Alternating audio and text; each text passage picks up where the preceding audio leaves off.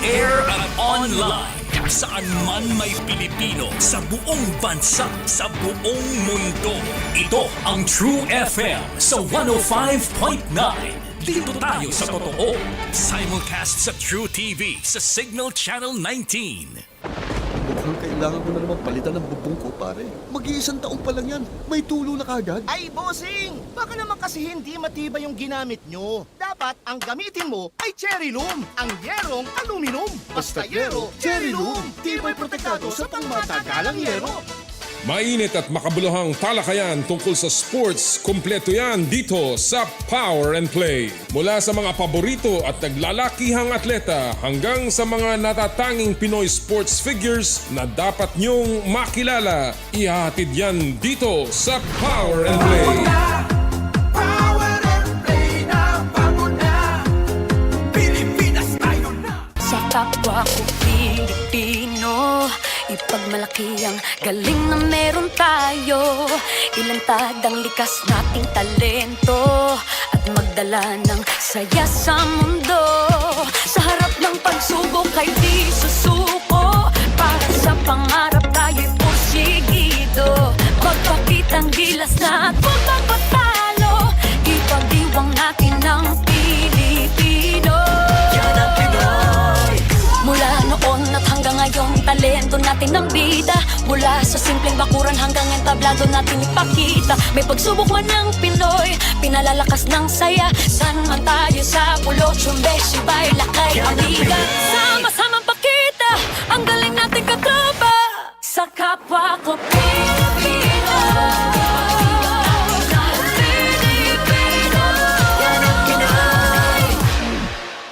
Ang Power and Play ay hatid sa inyo ng Cherry Loom, ang yerong may aluminum.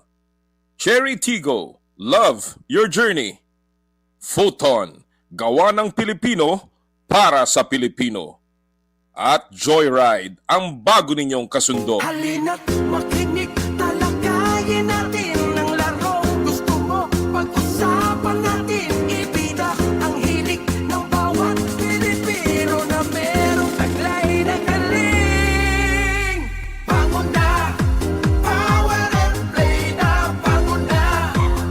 Power and Play. Bangon na, Power and Play na bangon na. Pilipinas tayo na. Bangon na, Power and Play na bangon na. Bangon na, Power and Play na bangon na.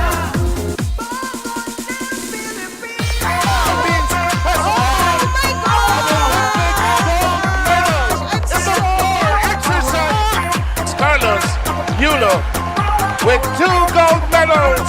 Power and Play with Noli Iyala. Ilang minuto na lamang po, Game 4 na ng NBA Finals sa ating pong hihimayin yan at ating pag-uusapan at marami pang iba sa inyong paboritong kasalo tuwing Sabado. Uy, bango na! Power and Play na! Good morning. Magandang umaga po mga kapatid mula po sa aming TV5 Media Center. Ako po si Noli Iyala at muli po nagbabalik ang inyong paboritong kasama tuwing almusal ng Sabado, ang Power and Play. Naku binabati po natin lahat ng ating mga suki sa 105.9 True FM, yung mga nagmamaneho dyan at pauwi na sa kanilang mga tahanan o di kaya ipapasok ng mga tanggapan. At yung pong mga suki nating nakatutok sa 1PH at sa True TV Channel 19, sa Signal TV, and of course sa buong mundo via Facebook Live and on our Sunday replay sa RPTV Channel 9. Magandang araw po sa inyong lahat. Napakaganda ng panahon na, mga kapatid. Medyo nung mga nakaripas na araw, nag-uulan. Pero ngayon ay maayos na, muli pong lumabas na ang araw at malamig-lamig na ang panahon. Kaya sana'y kayo pong lahat ay nasa mabuting kalagayan. Ingat-ingat po tayo sa ating kalusugan, lalong-lalo na yung mga sipon at ubo, ha. Ingat-ingat po tayo, hindi tayo maulanan. Siyempre, hindi po makukumpleto ang ating araw at hindi tayo maaambunan ng kanyang katalinuhan. Kung hindi ko po kasama ang aking partner at kaibigan The man for all seasons. Jera season, partner. Magandang umaga po sa inyong lahat. Ito po, nandito naman tayo sa Power and Play at marami po tayong tatalakayin. Tulad ng sinabi ni partner, no? Ilang minuto na lang, Game 4 na Nako. ng NBA Finals. At ilang oras na lang, bukas, Father's Day na. Uy, nga pala! Happy Father's Happy Day! Father's Day sa lahat po ng mga ama, yung mga dakila. Dakilang Yan ang mga dakila. Binabati po natin. Kami ni partner Jera, wala na po kaming ama. Pero sa langit, binabati natin ang ating mahal na tatay. And of course, lahat po ng mga ama na nagdiriwang ngayon, partner. Alam mo, totoo yan, partner. No? Now that you said that, matandaan ko, kagabi, napanaginipan ko ang aking ama. Aba? The late Press Secretary Jesse. Yes, of course. Parang may binigay siya sa aking sapatos, golf shoes, maglaro daw kami, pero nakita ko, parang high heels. Well, yan na. Mukhang alam niya yung laro mo. parang alam mo yung high heels sa espadrille. Aba? Parang sabi ko, weird. Pero siguro nagpaparamdam. Nagpaparamdam. Dad, Happy Father's Day sa iyo at sa atin. Sa ating lahat po mga kapatid, yung mga tumatayong ama. Yeah. Yung mga inang single parent na tumatayo rin pong ama. Binabati rin po natin ng advance Happy Father's Day. Bukas po yan. Ang lahat po ng ating mga iniidolo sa pagdating po sa ganyang mga klaseng okasyon. Oh, by the way also gusto natin pong kamustahin ang yung pong mga nakasama natin kahapon doon po sa El Presidente Cup. Mamaya ating pag-uusapan yan. Akin pong gusto lang pasalamatan si Don Ramon Fernandez. El Presidente. El Presidente. At andun din si Senator Bongo na nakisalo sa atin kahapon. At of course, mga kapatid, pinag-usapan natin yung marami pong mga kaganapan ngayon sa mundo ng sports. Nako, sabi nga ni partner Jera, malapit na magsimula ang Game 4. 2-1 lamang po ang Indiana. Mantakin niyo yun, mga kapatid. Lumalamang pa yung Indiana. Dahil tinalo ng Indiana sa Game 3, yung pong heavily favored na OKC Thunder. At again, yung kanilang bench ang kumamada doon, partner. Isipin mo yung bench scoring doon yata. Basta alam ko, tambak halos 40 kontra 9 lang yata yung naging bench scoring doon . Bagamat naka-score yung mga starters ng OKC, si SGA, si Alexander, si Shai Gilgeous-Alexander, pinakamababang scoring niya sa playoffs, partner. Pero malamang yan, alam mo, just like any other good players, yung mga talagang ganyang kalibre, makakabalik yan sa susunod. Yun ang kanilang inaasahan. Yan ang kanilang And I inaasahan. think itong Game 4 na mga labing 20 minuto na lamang bago magsimula, mga kapatid. Abangan nyo yan. Sa tingin ko yan ang decider, partner. Yeah. Kasi pag naghabol ka ng 3-1, medyo kakamot ka. It's not impossible, mga kapatid, dahil natatandaan natin yung nangyari sa Golden State Warriors at saka yung Cleveland Cavaliers ni LeBron James na hinabol yung 1-3 at nanalo pa itong Cleveland. So it's not impossible, pero ang statistics dyan, napaka-low ang probability. Oo nga, katulad nga na napag-usapan natin dati, di ba? Yung ating mga fearless forecast natin, di ba? Indiana papasok sa finals against New York Knicks. Ako, tulad rin ng sinabi ko, gusto ko sanang manalo ang New York Knicks, pero ang alam ko, papasok sa finals ang Indiana. Similar to this, I hope I'm wrong, I want Indiana to win. Pero I want Indiana Pacers to win the finals. However, di ba? Talagang medyo pound for pound, wag lang sila alatin, malakas ang OKC. Although nakikita na natin po na nakakahanap na ng paraan itong Indiana. Napag-aralan. Yung depensa nila gumaganda na kay SGA. Of course, SGA will be SGA. MVP po yan ng liga and he will score. But again, itong idea na ang Indiana is so relentless, hindi bumibigay. Alam mo yun ang sinasabi nila. Ito daw OKC, sanay. Kasi nga 68 wins yan eh. Oo. Sanay yan, pag sumuntok, kunyari, depensa, nakaagaw, tuloy-tuloy na yon. Yung kalaban, hindi makabawi. Ito daw, Indiana, pagka sinuntok ng OKC ng 8-0 run, bumabawi ng 9-0 run. Kaya, iba-iba yung nila, yung kanilang makeup. Hindi ba sabi ko sa iyo dati, several episodes ago, dapat palitan nila ang pangalan nitong Indiana Pacers. Indiana Badgers. Talaga para silang Badger na talaga kahit against all odds, lalaban sila. Lumalaban talaga. And para mga Badgers. napakaganda ng paggamit ni Coach Rick Carlisle ng kanilang bench. Alam mo, nung isang araw, nung game 1, ang pumutok doon si Obi Toppin. Ang ganda ng kanyang ipinakita, 17 puntos yata siya. Of course, the winning basket came from Haliburton. Pero, itong game 3, iba na naman. Ben Mathurin, 27 points off the bench. The most in an NBA playoffs from a bench player since yung isang the Jet ng Dallas Mavericks. Alam mo, makikita mo na ang ganda ng pagkakagawa. And that is because, alam niyo, mga kapatid, isang takeaway ko dito sa series na to, wala na yung big three. Wala na yung tinatawag nilang pipili ka ng player, kukuha ka ng player mula sa iba, ilalagay mo sa isang team para maging champion. Kumbaga, shortcut. Wala na. Hindi na ano yun. I mean, that happened before when Karl Malone, Gary Payton, and another player na pumunta sa LA Lakers. Di ba? Wala rin nangyari. Wala. The latest, of course, was Durant. Doon siya ay pumunta sa Golden State. That was kaya naman nag-back-to-back yun. Again, mukhang hindi na ganun ang panahon. They've tried it, for instance, sa Philadelphia, but na-injure. They've tried it with even with other teams like LA, 'di ba? Ang Lakers, pero hindi na magawa. Ever since the Jokic era, yung talagang from within, itong OKC mga kapatid, karamihan dito na draft ito ni Sam Presti. And that seems to be now the trend that you build a team rather than you recruit players para maglaro sa iyo. There is a good point guard na talagang kuminang nung game 3. Si McConnell. Ay, grabe. Oo. Parang sino ba tong Australian point guard na nasa NBA? Nawala na ngayon. Si Patty Mills. No. Puti. Ganun ang galaw niya eh. Ganun na. I'll tell you later. Isa pong si PJ McConnell, 10 points, 5 assists, 5 steals. Yung nga eh. Basa niya no? Kapag magbibigay ng pasa, basa niya kung saan pupunta. Kaya naming historic moves. But again, the takeaway here for me is, ika nga mga kapatid, mukhang dapat walang shortcut sa laro.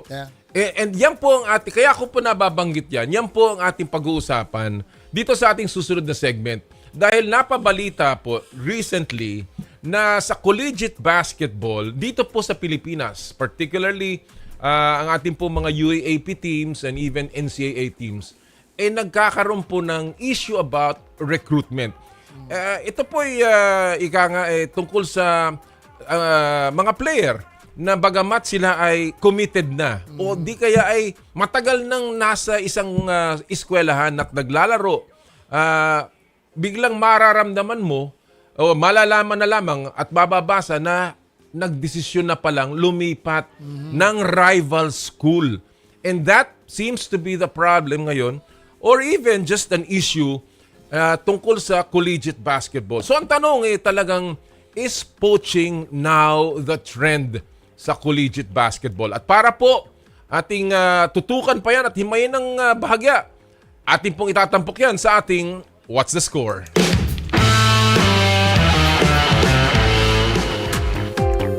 Umugong na naman ang salitang poaching online kasunod ng paglipat ni Junior Star VJ Pre ng Far Eastern University patungo sa UP Fighting Maroons. Umalis sa FEU Tamaraws ang UAAP Season 87 Rookie of the Year kasunod ng ilang linggong espekulasyon kaugnay ng kanyang transfer. Hindi na bago ang lipatan ng mga manlalaro sa collegiate basketball. Kung natural na galawan o poaching nga ba ang nagaganap? Yan ang malaking debate na ilang dekada nang walang sagot. At para po pag-usapan natin ngayon yan, ating po makakausap ang isang sports writer na nagsulat tungkol po dito just very recently. At ito po yung ang kanya pong naging pagsusulat doon po sa ESPN ay patungkol sa the state of recruiting in the UAAP. Makakasama po natin ngayon, walang iba kundi si Miguel Alfonso Caramoan ng ESPN Philippines. Magandang umaga, Miguel. Good morning, Comnoli, and good morning, Sir Gerard. Thanks for having me today. Oh, yeah. Oh, you have a very nice story this week. Kaya nga napag-usapan nga namin, maganda yata talakayan natin to, Miguel. It's a very interesting story, Miguel. Dahil, I guess your thesis here is, it is now beginning to be the accepted norm. But before that, I wanna ask you first, ano ba talaga ang nangyari dito? Yung based on sa mga pag-research mo, ano ba nangyari sa kaso ni VJ Pre ng University of, ng Far Eastern University na napunta sa UP? I think I'm fortunate enough, Comnoli, to know this story earlier than other people. Of course, lumutang yung yung decision ng family between paglipat ni VJ papuntang UP. It's more of a stability issue kasi aminin na natin, UP can offer more amenities, more yung talagang financial stability for their family. So, ayun, parang napunta sa crossroads si VJ, whether magsistay siya sa school na kinalakihan niya from high school, going into college, and ayun nga, finally nag-decide din siya to pursue yung better opportunities with UP, and yun nga, motivated ng family. Well, alam mo, nabanggit mo nga that in your article na ang sinasabi dito ng UP is that hindi naman nila lalapitan o hindi nila nilapitan o inofferan itong si Pre kung hindi siya nagdesisyon ng umalis sa FEU. Now, partner, ako let's call a spade a spade. Exactly. I mean, kung ikaw ay isang manlalaro, isang nag-aaral, at ikaw ay nakapaglaro, tandaan po natin mga kapatid, si Pre, high school pa lang, nasa FEU na yan. Yeah. Kumbaga homegrown. I wanna get your, dito, Miguel, ito kaya ay, sa tingin mo, based on your research, ganyan pa talaga ang nangyari na nagdesisyon muna siya bago siya nilapitan? Because mahirap atang paniwalaan na ikaw ay magdidesisyong umalis ng isang tahanan na wala kang tinitingnan na kapalit. Tsaka wala kang sama ng loob doon. Normally kasi lumilipat, 'di ba? Hindi masaya sa pagpapatakbo, 'di ba? Or nakaawa yung coach or management. Those are the reasons. Ito, partner, in fairness, pwede rin namang merong mas magandang tahanang naghihintay sa kanya. Hindi, pero yung dito, correct me if I'm wrong, Miguel, 'di ba? Wala namang ganung issue kay Pre. 'Di ba? Walang issue ganun na parang nakaawa yung coach. Meron ba ganun, Miguel? Not satisfied with the coaching, etc. I think wala namang ganung situation with VJ kasi nga if matatandaan, nag-participate pa siya sa UAP 3x3 team ng FEU for season 87. Yeah. Then sa Phil Oil current preseason tournament ng FEU, part pa siya initially ng roster ng FEU. So I think kung si VJ lang yung tatanungin, I don't think he'll really consider transferring. But ayun na nga, yung situation like nandun na yung offers with UP, LaSalle, and other schools probably. So ayun na talaga, ginrab na lang talaga nila kasi kahit mabawasan yung eligibility niya for the UAAP, if it entails naman na mapupunta siya sa winning program, I think okay na yun for him. Yeah. Tulad ng sinabi mo, partner, let's call a spade, no? If you will notice, especially in the UAAP, di ba, yung talagang maraming backing ng alumni community, di ba? Or yung talagang may sumusuporta, di ba? Sila yung talagang umaangat dyan And just like before, if you will remember, nung panahon ni Eric Altamirano, when they built up NU, di ba? May mga abroad trips lahat, di ba? Talagang backed up by the family of the Seas. The di ba? Seas. At Oo. nag-champion sila. Oo, Tapos nakakuha ng kwan. Yung nawala, yung nabawasan, di ba? Similar to what happened with UE, nung panahon ni Bongtan. Yes. The late Bongtan. Oo. Talagang todo suporta. Yung Oo. nawala na ngayon, where is UE now? Correct. Yun ang problema. Yun ang problema. Kasi sometimes, ikaw ang nagtanim, iba ang umani. And you build this from the ground. Marami ng ganitong kaso, Miguel, no? We've seen, of course, the recent case of Mason Amos. Nakita natin yung kaso ni Remogat. Nakita natin ang kaso ni Baklaan. Many players in the UAAP. Parang ganito na nagiging issue. Kalakaran. So I wanna ask you, how bad is poaching? Sabihin na tawagin na natin yung poaching. Your take. How bad is poaching in collegiate basketball ngayon, Miguel? I won't say it's bad because I think a lot of schools really want to poach, quote-unquote poach. Oo. But really, the success kasi napupunta sa UP and Lasal because they have yung gusto mong offer eh. Kasi hindi lang sila for your playing career. Iniisip din kasi nila yung benefit na makukuha ng, kunyari, let's say, is family. Hindi naman sila well off to start playing basketball. So, kumbaga yun yung advantage talaga nung dalawang school na yun. I think poaching is more of the reality now na hindi na irreversible na kasi talagang monetized na yung amateur basketball. And siguro nagva-vary na lang talaga yung poaching sa success ng each school kung paano nila mahatak yung players. Like let's say for UST, they got Kyle Paranada from UE na past season. Yeah.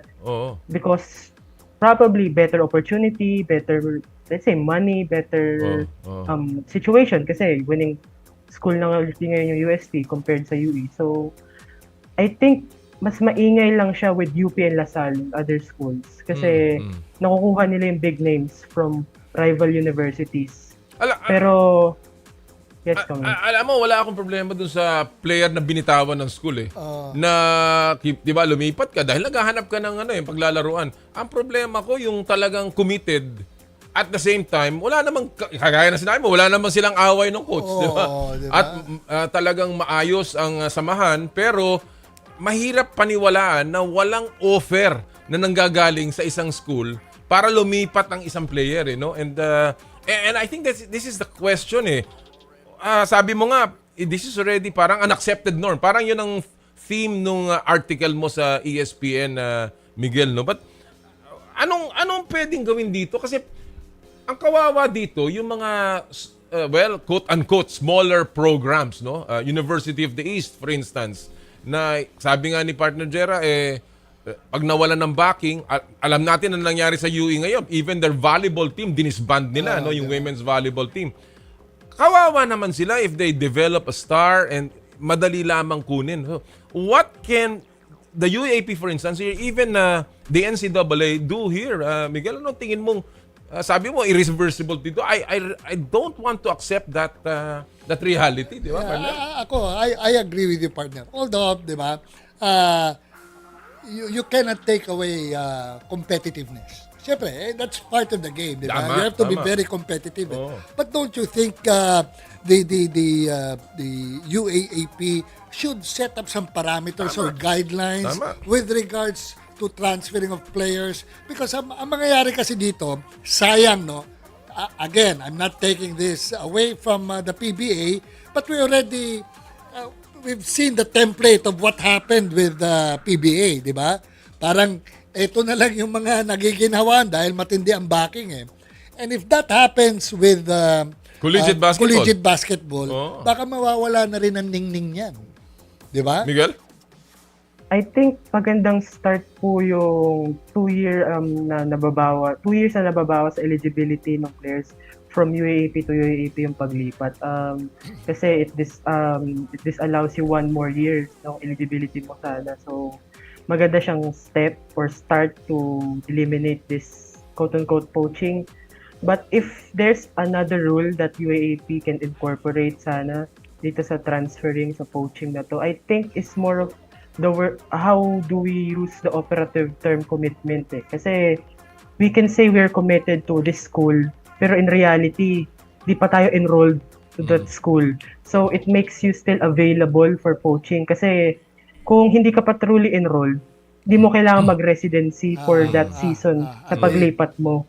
So, kahit sinabi mo sa, let's say, sinabi mo sa NU, kung ikaw yung player na yun, you want to stay for this school, but hindi pa start yung academic year or yung school year nung specific university na yun, hindi ka pa truly committed in paper kasi wala pang enrollment, wala pang registration form. So, kunyari, pag nilapitan ka naman ng UP o Lasal na ganito yung bibigay namin sa'yo, ganito yung playing time, ganito yung opportunity, mas enticing for that player na lumipat kasi yun nga, better opportunity kasi winning program, may more money probably. So, I think dun sa operative term na commitment, how do we define that properly if I'm the UAP or NCAA, for instance?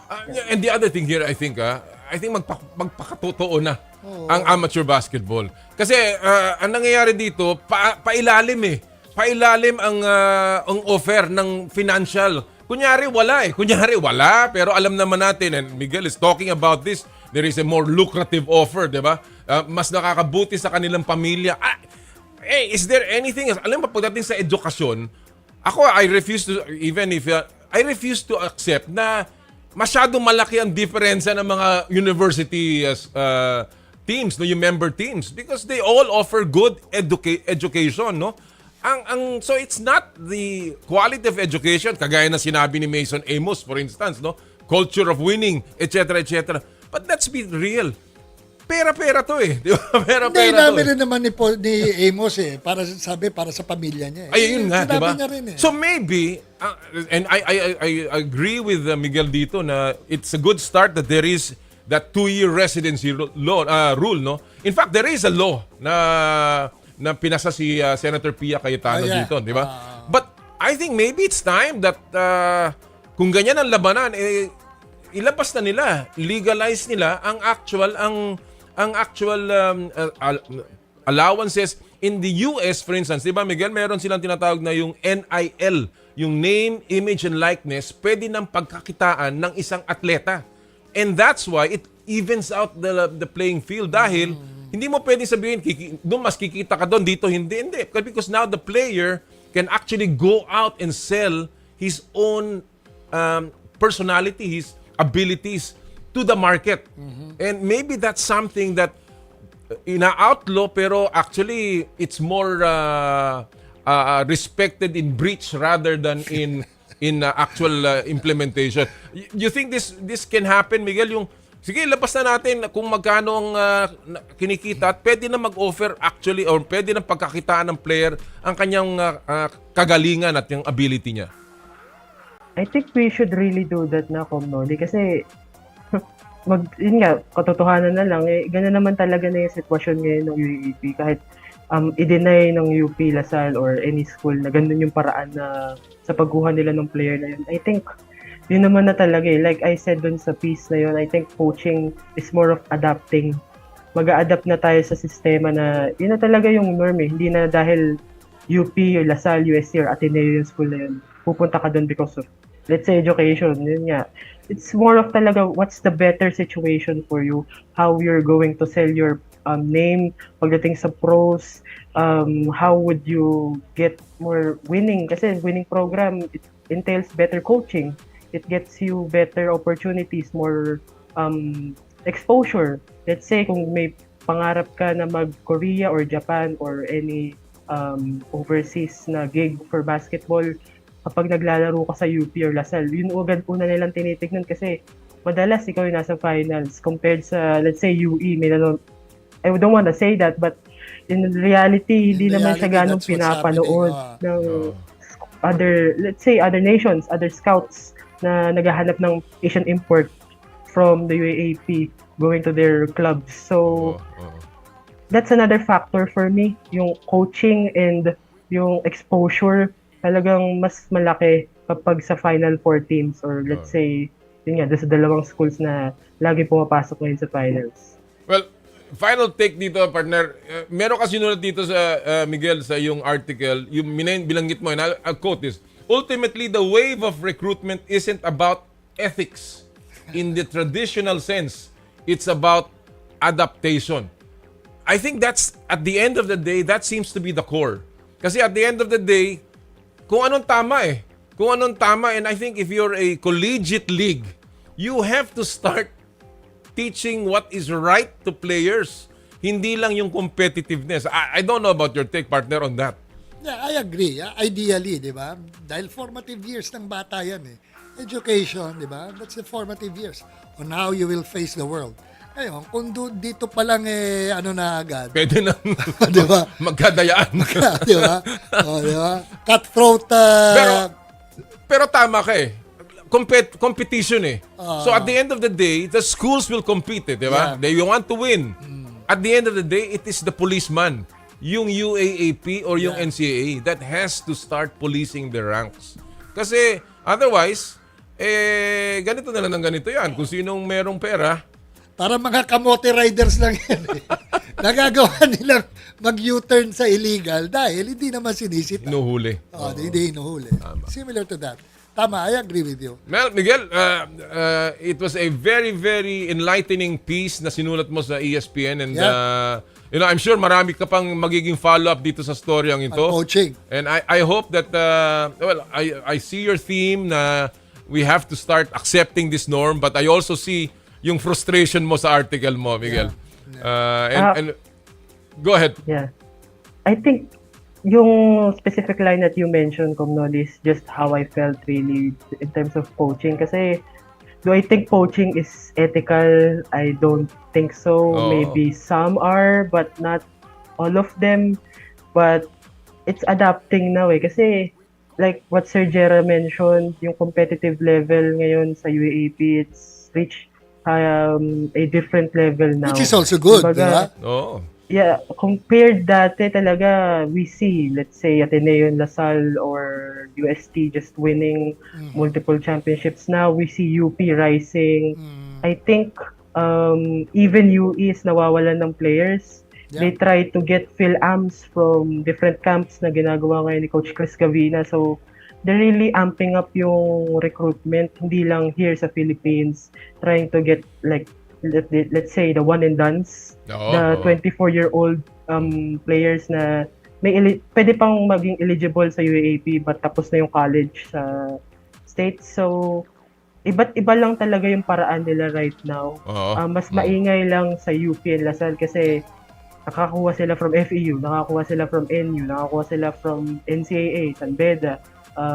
Kaya parang may stain sa pangalan nila na UP, namimirata yan. Lasal, namimirata yan. But in reality, iba't iba lang talaga yung paraan bawat school kung paano nila gusto maging competitive yung roster nila against the best teams in the league.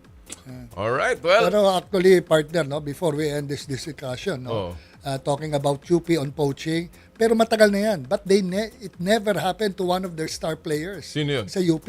Si Poachwinyo. Si Poaching Si Poaching. Player ng Alaska. Player ng Alaska dati. Pero hanggang ngayon, nasa UP pa, naging loyal siya. Naging loyal siya. So, yung sabihin nung, pag nag-poach, pwede rin maging loyal. Just putting it on a light note as we end this discussion, Miguel. Maraming salamat sa binigay mo sa amin na panahon, Miguel, and we look forward to a follow-up story on this article. Maraming salamat.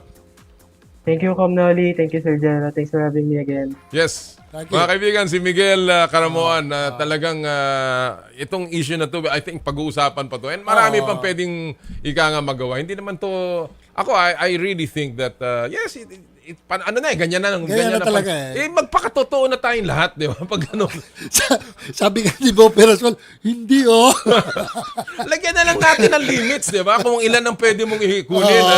There are many ways to do it yung pwede kang mag-recruit lang ng ganitong karami kung hindi galing sa'yo. Marami yan Similar to the ruling. I mean, ano lang natin. Similar sa ruling ng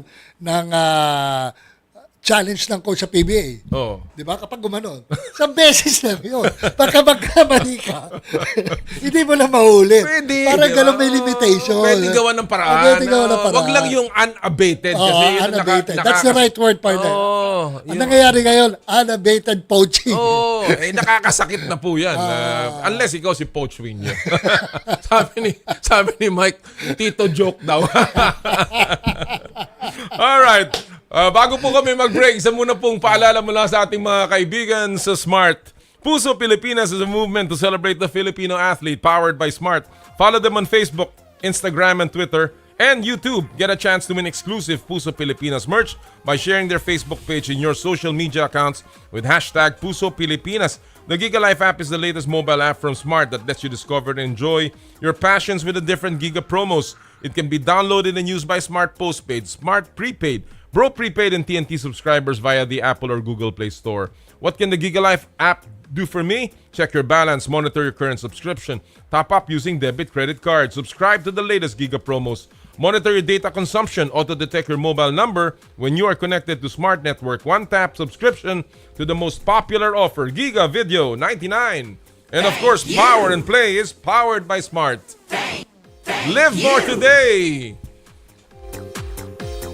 Sa aming pong pagbabalik, Cash or Bash, mamaya in our second hour, NLEX head coach Jong Uichico at ang victorious Philippine Ice Hockey Team. Sa inyo pong paboritong Power and Play, hatid sa inyo ng Cherry Loom, Cherry Tigo, Photon at Joyride. Ang oras po natin, 8:38 ng umaga.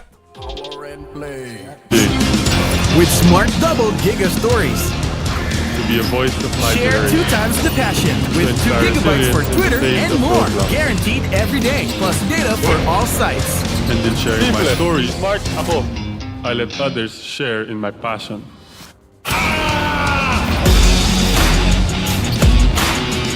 Follow my stories on Twitter and share yours. With Smart Double Giga Stories.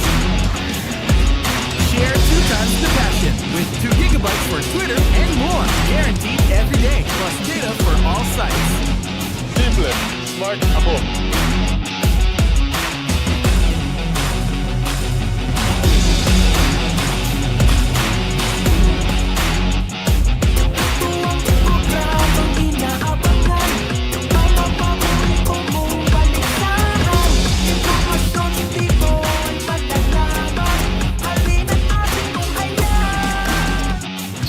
I dare to dream big. To be a voice of my generation. To inspire resilience in the face of roadblocks.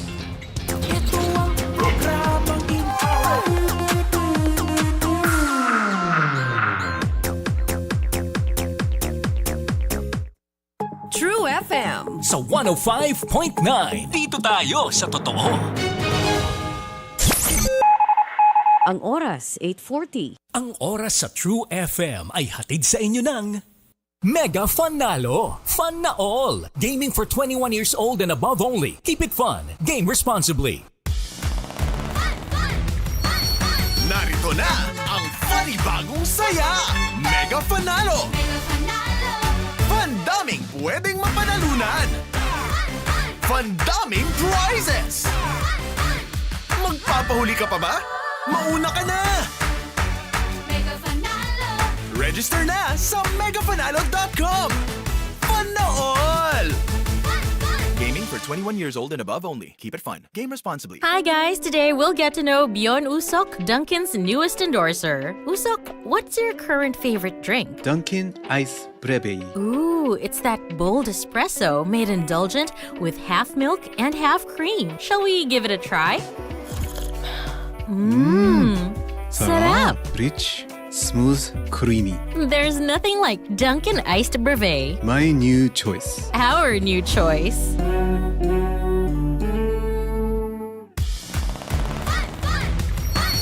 Narito na ang funny bagong saya. Mega Fanalo. Pandaming pwedeng mapanalunan. Pandaming prizes. Magpapahuli ka pa ba?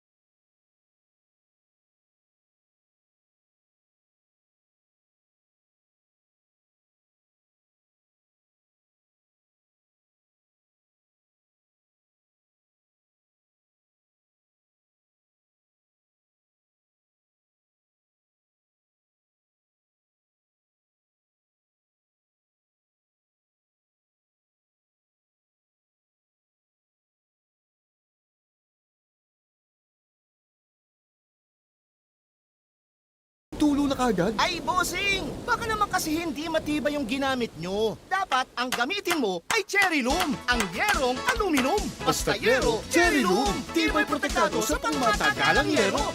True FM. On 105.9. Dito tayo sa totoo. Power and Play with Noli Iyala. Naimbag na bigat kada kayo amin sa ating po mga kaibigan at kamag-anak dyan po sa Ilocos Sur and of course banda pong Pangasinan at sa Baguio sa Baguio City. Kamusta po kayo? Naku, lamig siguro doon ngayon. Nag-uulan, ano? Pinabati natin po lahat ng ating mga kaibigan dyan sa Camp John Hay Golf Club. Lalong-lalo na po sila Nicer Landas, si Bob Arguellos, and of course si Boss Pato Gregorio. Ayan. Tsaka si Butch Garcia. Butch Garcia. Butch Garcia. Si Butch Garcia nga pala. Partner. Nag-inuman kami nung last Nandun ka. Bati mo muna yung mga kaibigan natin sa ano. Mga kapusalan sa kayo namin, dito Linggayen, Pangasinan. At meron rin magandang resort doon si Pato sa Linggayen. Yes. Meron dyan. Kaya nga. Minsan testing natin yun. Dapat lang, di ba? Maganda yan. Magandang coastline ng Linggayen. Tama. And also, I would like to greet yung naglaro kasi ako sa East Ridge last Thursday. Ang dami palang nanonood ng Power and Play. Siyempre naman. Kaya sabi ko, sige, babati ka. Ng mga, huli kong bilang yung mga 2 million. Wow, kita mo. Ngayon, 2 million and 2 na. Nadagdagan. 2 million and 2. Gusto kong batiin yung doon sa tea house, si Jackie Sarmiento, at yung nagbabantay doon, si McVeigh Labino. Uy, Amerikano yan? Hindi, Filipino. McVeigh. Parang MacGyver. Magandang umaga sa inyo. Magandang umaga sa inyo lahat dyan, ha? Tsaka yung mga nakalaro natin noong Monday, sa Orchard. Nga pala, yung 100 Presidents Golf Cup. Maraming salamat sa ating kaibigan kay Alvin Caranza. Alvin Caranza ng DOOH, mga kapatid, na nakasama natin dyan. Napakabait na tayo. Nakasama rin natin dyan si Randy Kaluwag, by the way. Si Randy Kaluwag ng Manila Standard. At Sec Jen ng kickboxing. Kaya kakailanganin namin ikaw sa mga usapang kickboxing at boxing. Diba? Magiging natin siya, interviewin natin siya. Alright, mga kaibigan, bago po tayo magpatuloy, syempre paalala po sa mga mahihilig sumakay sa Joyride, patuloy po ang ating Joyride top-up promo dito po sa Power and Play. Napakasimple lamang para manalo ng 1,000 pesos JRP wallet credits. Download the latest version of the Joyride Super App. Kuhanan ng screenshot ang app's home screen. Ipadala ang screenshot sa PNP FB page via private message. Isama nyo po ang inyong buong pangalan at registered mobile number at may pag-asa na ang 5 lucky winners na manalo ng 1,000 pesos JRP wallet credits. Pwede nyo po magamit sa Joyride Delivery, Joyride Motorcycle Taxi, Joyride Taxi Cab. Ito po yung regular na taxi na pwede nyo i-book sa aming app. Joyride Car, ito po yung private car na pwede nyo pong sakyan. Parang TNVS yan. At yung Joyride Super Taxi, lalong-lalo na po yung Airport Edition at meron ding Street Edition. Kaya po simple lang sumali po kayo dyan. Oo nga pala, partner, di ba? Alam mo, nung kahapon, unfortunately, hindi nga ako nakasama dyan sa El Presidente Cup. Uy, si Ramon. Si Ramon Fernandez, no? Dahil ang imbitasyon ko nakuha is El Vice Presidente Cup. El Vice Presidente Cup. Si si Franz Pumaren yun. Unfortunately, hindi tayo nakaano doon dahil meron ako mga kailangan na mga meetings dito. Pero ayan, makita ninyo, Ayan, kita nyo naman yan. Ayan, si Anthony Suntay nakasama natin. Of course. Yan rin po yung ating flight. Kasama si Alex Santos at si Doc Ian Laurel at si Joel Godinez. Kasama po natin yan. Ang nag-ceremonial tea dyan, yan, si Senator Bongo. At kasama rin po natin si Commissioner Fritz Gaston. Makikita naman nyo si Senator Bongo. Siya nag-ceremonial tea. Kasama si Toti Carino at si Coach Dante Silverio.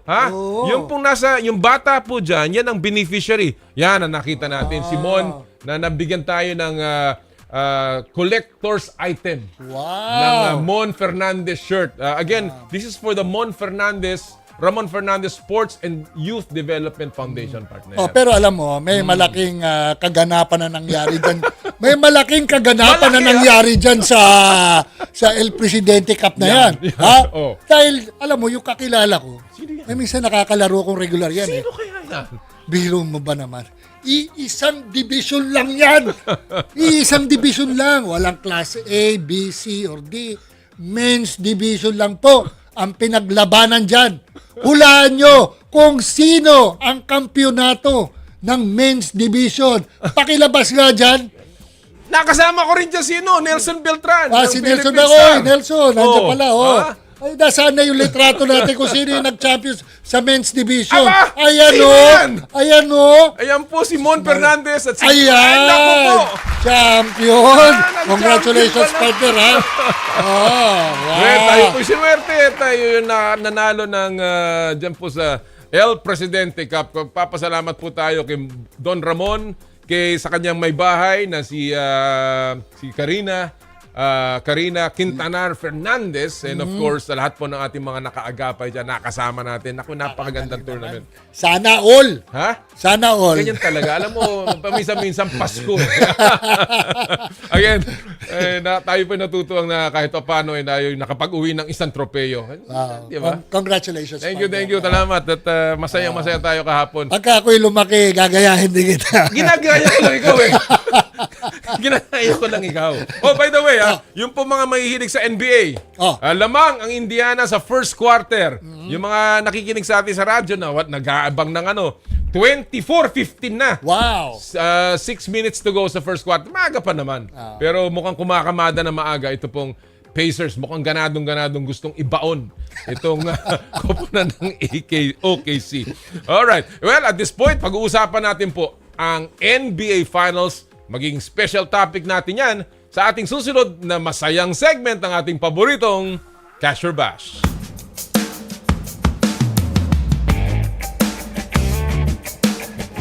At ang Cash or Bash po ay hatid sa inyo ng Cherry Tigo, Love Your Journey. At kasama po natin ngayon ang ating kaibigan at lagi natin nakakasama sa Cash or Bash.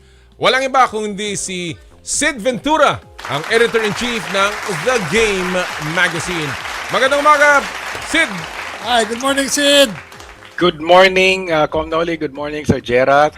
Good to be back. Oo naman. Here on Power and Play. Namimiss ka na namin. Namimiss At ka na alam namin, ko, very busy ka, Sid. And of course, lalong-lalo na ngayon na ang daming kaganapan. Ang PBA, of course, is also nearing its playoffs. Yeah. Diba? Sid, medyo bomba. Yan, Yun, taas mo na konti. Para makita namin. Akala ko walang Boston ngayon. Yan ang sasabihin ko. Wala yung Boston na cut mo ngayon, Sid. Parang nagluluksa. Wala eh. Kaya ako nawala. Nagluluksa ako eh. Tanggal yung Celtics ko. Na-injure pa si Tatum. Na-injure pa. Baka next year lalo pang mawala. No? Pero ganyan talaga ang buhay sa NBA. Paikot-ikot lamang. And talking about that, before we go to the mga topics natin in the NBA Finals, off-season na ngayon ng karamihan ng teams, 28 teams to be exact. Yeah. And one of the players na pinag-usapan dito, si Kevin Durant sa off-season. Mukhang palabas na naman siya. Ito si Durant talaga, hindi mo maintindihan kung saan gusto pumunta eh. Paalis na naman siya ng Phoenix. Ano tingin mo dito, Sid? Unang-una, can he still move the needle, itong si Kevin Durant, kung lilipat man siya ng ibang koponan? Oo naman, he's still playing at a very high level. 26 points per game siya last season eh. Kahit na nakaka-18 seasons na siya. Ano pa rin siya, he's still a major player. He's still one of the best scorers in the league. So tingin ko, there will be interest in him. Pero dahil nga sa sweldo niya, medyo limited yung options kung saan siya pwedeng pumunta. Kasi alam mo naman, NBA, napaka-stricto sa mga trades, di ba? Oo. Kailangan mag-match yung salaries eh. Oo. So, tingin ko, he'll be in another uniform start of the season. Pero kung saan, yan ang palaisipan. And maraming manliligaw, partner eh. Nandiyan ang New York, nandiyan ang Minnesota. Even ang Golden State, napapabalita. Yung mga ganun ba? Ikaw, partner, ang tingin mo? Saan maganda pumunta si Durant? Hindi, ako palagay ko, Durant will go into Her Majesty's Secret Service. He will be named Bond. Bond? Call me Bond. Vagabond. Palis-alis,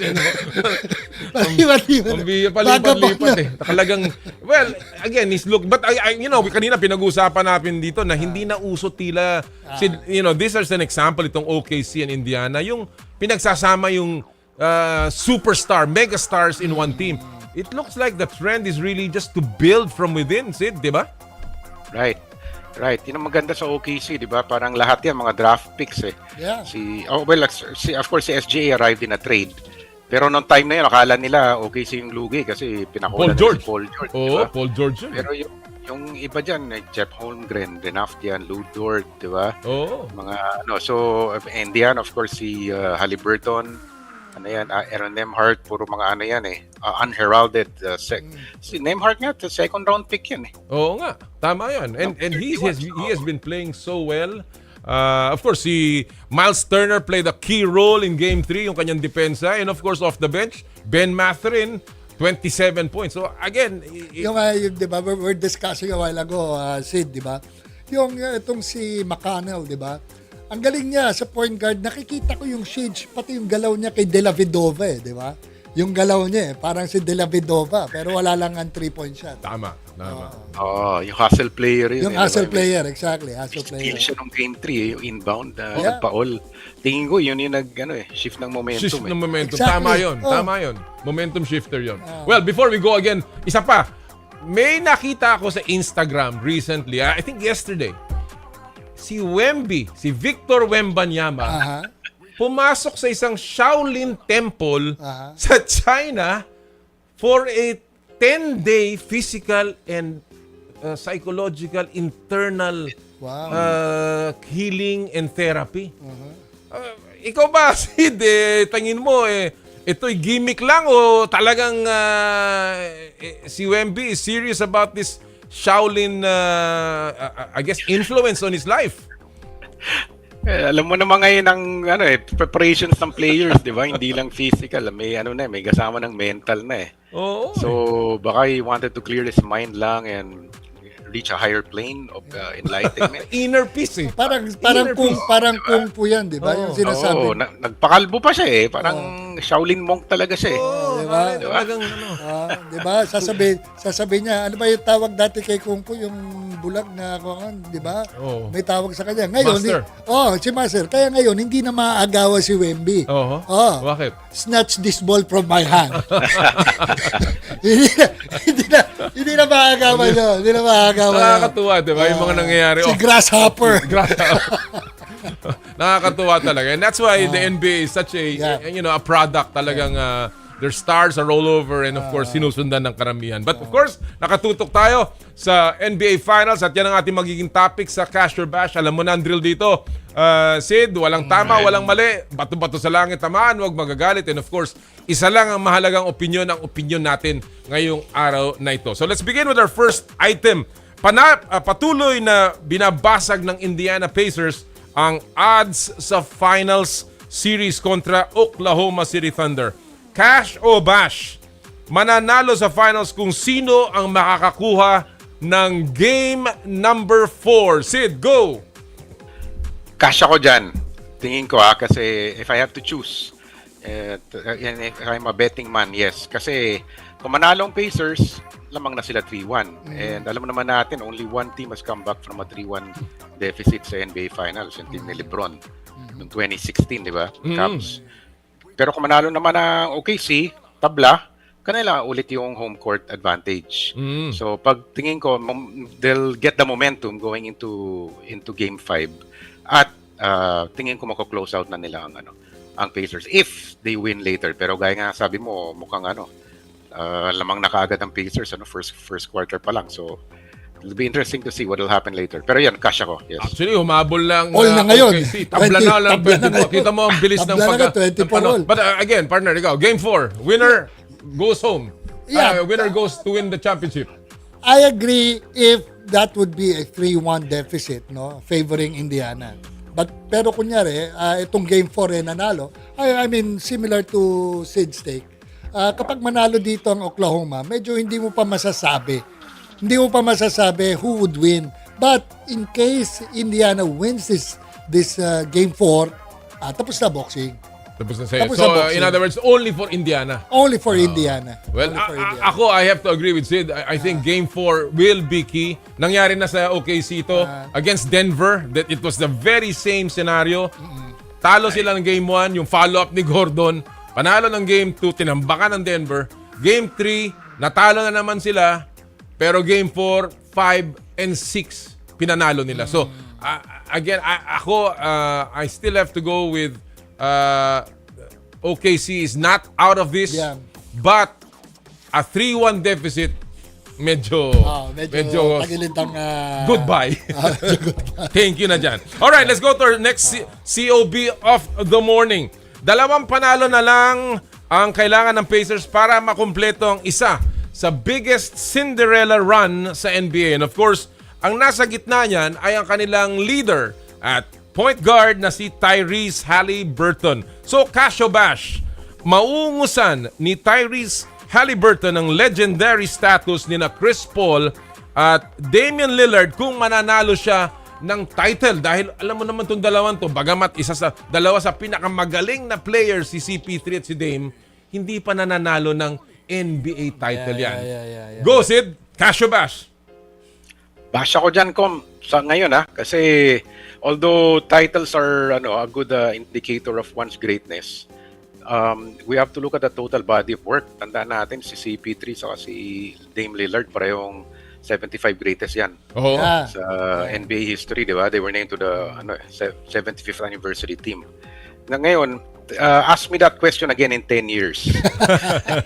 Tingnan natin kung ano nang na-accomplish ni Haliburton noon. Pero if we're talking about being among the all-time Indiana Pacers greats, ayan, tingin ko nandyan na si Haliburton. Pero for now, bash muna ako dyan.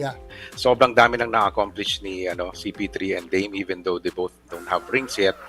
No, marami pa rin silang yung list of achievements nila right now, tingin ko will still surpass Haliburton's even if he wins the title. All right. Bash, I totally agree with Sid here. At saka number 2, alam mo, for you to be called or even at the level of Chris Paul or Damian Lillard, dahil alam mo yung type of play kasi ni Haliburton, kumbaga sa pagluto, medyo matabang. Pero masustansya. Di ba? It's like nakakagulat. It's like a diet food. It's good for you, pero hindi ka nasasarapan. Di ba? Dahil very bland ang laro ni Haliburton Jump shot, di ba? Buka lang yung paa. Pero hindi siya sumasalaksak talaga o nagsaslam dunk or spectacular passes. Unlike Chris Paul and Lillard. So, again, pero sa akin, ask me that question in 5 years. Siguro 5 years nandito pa ang power and play. At tatandaan ko yan. Well, ako, I agree with Sid. It's a bash for me also. Hindi lahat ng nananalo ng NBA. Of course, many are saying it's the crowning glory, diba, of any career. And lagi yan ang hinahabol. But it doesn't mean that if you never won an NBA title, nawawalan ka ng kinang. We've seen a lot of them. Karl Malone, yung mga hindi nanalo ng John Stockton, Charles Barkley, Patrick Ewing. Maraming hindi nanalo ng NBA title. And yet, they are still considered as some of the greatest players of all parang time. sinabi mo na, di ba? Si Miller Time, di ba? I mean, yung mga shots niya dati, yung antics niya, yung kanilang ang layo ni Haliburton Marami pang papatunayan. But of course, we do not discount the fact na si Tyrese Haliburton may reach that level. Lalong-lalo na pagkaroon siya nagkaroon ng breakthrough championships ang Indiana. Alright, let's go to our third and final COB matter of the morning, Sid. Naku, ito'y patungkol sa nangyari sa New York Knicks na alam ko galit ng Boston dyan. Kung kani-kaninong team kumakatok ang New York ngayon, matapos nilang tanggalin ang kanilang head coach na si Tom Thibodeau. Casio Bash, hindi na dapat inalis ng Knicks ang kanilang head coach kahit sila ay natalo laban dito sa Indiana. Go, Sid! Kasya ko dito, Kom. Pero sana ang tinanong mo dito ang ating kasamang si Jonas Tirado, ano? Oh. So, pinaka diehard na Knicks fan na kilala ko sa sports media. Di ba? Grabe. I felt his pain. Pero yun na nga, yes, Cash, kasi kita mo naman ngayon, no? Parang no one wants the job. Di ba? Oh. Exactly. Lahat Hot potato. na pinapitan ng Knicks na pwedeng interviewin, 0-5 sila. Oo. Walang pumayag, ano? And more than that, naiintindihan ko yung reasons na they gave for letting Thibs go. Parang they need another coach to take them to the next level with the championship, and baka players are tuning him out na. Pero sana kung ako lang, one more year, reward the guy. Kasi first conference finals in 25 years, kung di sana na-shoot ni Haliburton yung game 1 shot niya, malay mo baka Knicks versus Thunder na ito. Diba? He accomplished more in the last 5 years with the Knicks than all the other coaches combined since 2000. No, saka very high pressure job ang New York Knicks coaching job. Absolutely. Oh. And considering everything, he brought them to the NBA final, the Eastern Conference Finals. I thought he could have been, rewarded with at least another year. Kung hindi pa rin kaya by next year, ayan, sige. Pwede na. Pero yeah, cash ako. I think he should have stayed on. All right. Partner? 110%. Gawin pa ng 111%. I agree with Sid here. Guys, that's Tom Thibodeau. One of the best coaches in the NBA. Very talented, may experience lahat. Tapos dahil lang dito, nailagay mo na sa semifinals, dahil lang natalo, tatanggalin. Finals nga, sa conference finals. Conference finals, Tapos because of that, tatanggalin mo.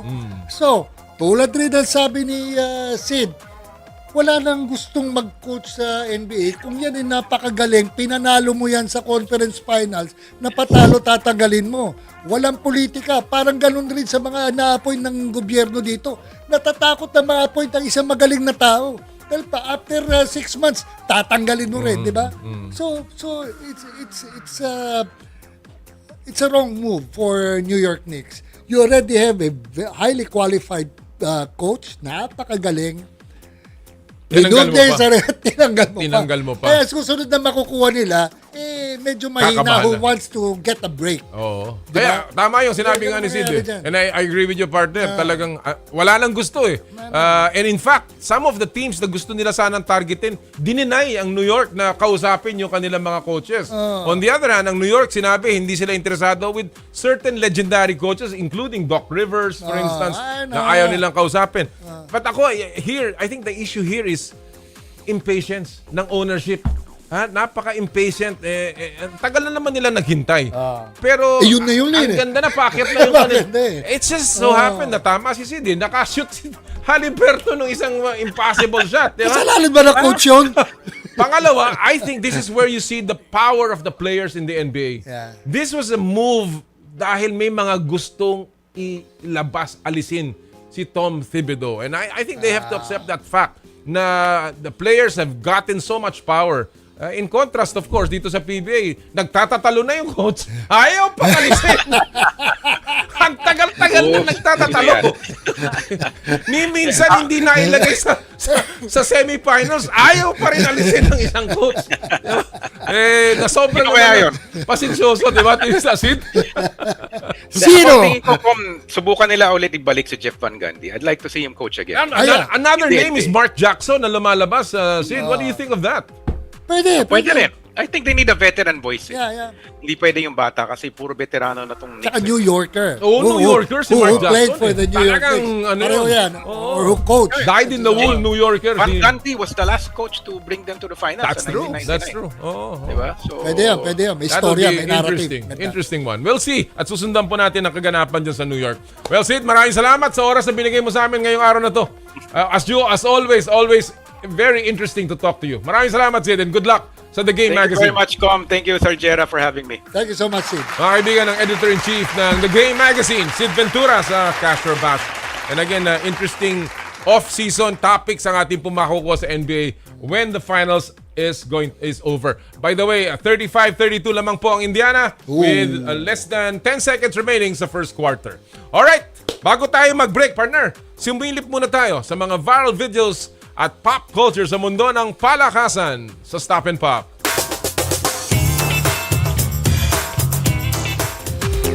Ang title po ng video natin ngayong umagang ito ay Nice Save ba? Nice Save? Ano kaya itong Nice Save ba? Panoorin niyo po to ha. Tingnan niyo itong atletang ito na nangunguna sa hurdles. Ha, babae po yan. Natalisod siya sa pinakahuling pagtalon niya. Pero imbis na tuluyang madapa, gumulong si ate para makuha ang panayon na dapa. Sige, sige pa. Kita mo, pasok pa rin. Yung pala, dating gym na si ate. Kaya easy lang para sa kanya ang recovery sa muntikang pagkadapa. At yan rin po ang pagkadapa niya sa Stop and Pop. Alam mo, balita ko, yung ang pangalan niyan, ang ninuno niyan ay si Leon Guerrero. O si Ben Tumbling. Ben Tumbling? Si Ben Tumbling yun. Kamag-anak din ni Kaloy yan eh. Bakit kumanon din? And when we come back mga kaibigan, ang Philippine Ice Hockey Team na nagwagi po sa Asia Cup dito po sa Power and Play. Hatid sa inyo ng Cherry Loom, Cherry Tigo, Photon at ng Joyride. Ang oras po natin, 9:12 ng umaga. I dare to dream big. To be a voice of my generation. To inspire resilience in the face of roadblocks. And in sharing my stories, I let others share in my passion.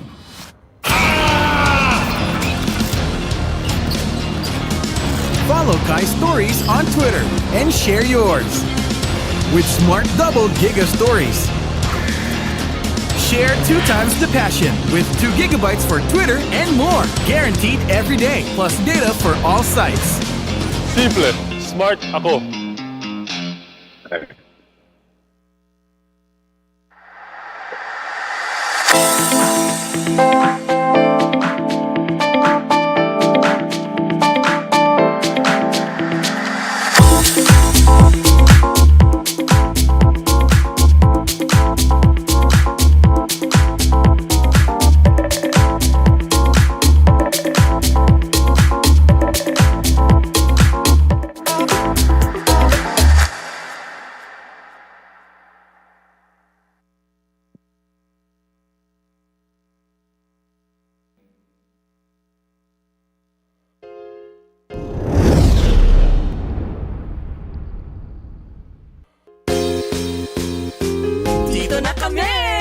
Sa True FM sa 105.9.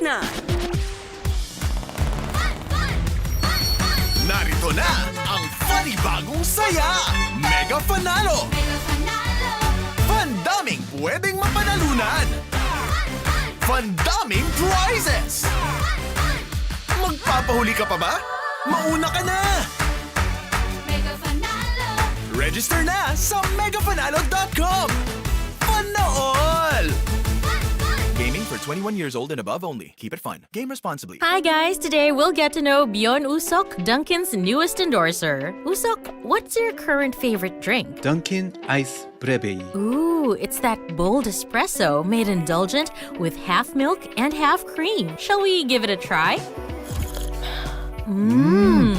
Sarap! Rich, smooth, creamy. There's nothing like Dunkin' Iced Breve. My new choice. Our new choice.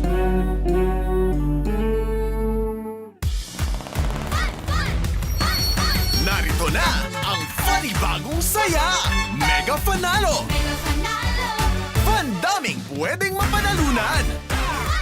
Pandaming prizes! Magpapahuli ka pa ba? Mauna ka na! Register na sa megapanalo.com! Fun na all! Gaming for 21 years old and above only. Keep it fun. Game responsibly.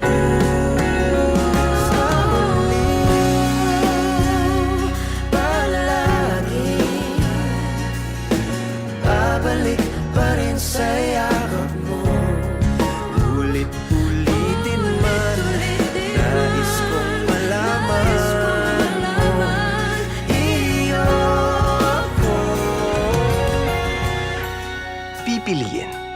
ulit-ulitin.